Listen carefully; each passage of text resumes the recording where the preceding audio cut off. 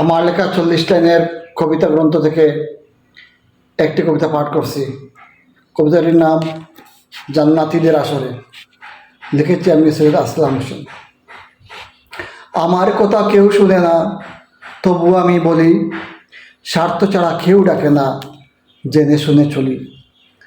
আমার লেখা কেউ পড়ে না, তবু আমি লিখি, কষ্টে ভরা জীবন থেকে অনেক কিছু শিখি।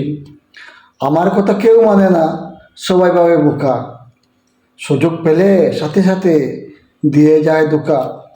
আমার কথা কেউ ভাবে না, নয়ন জলে ভিজে, ইচ্ছে করে নিজের বিচার করেই ফেলে নিজে। আমার কথা কেউ বলে না, পকেট থেকে ফাঁকা, জীবন চলার পথটি আমার খুবই আঁকা বাঁকা। আমায় যারা ভুল বুঝিয়া রাখতে চায় দূরে, ওদের তোরে দোয়া করি রাত দুপুর ঘুরে।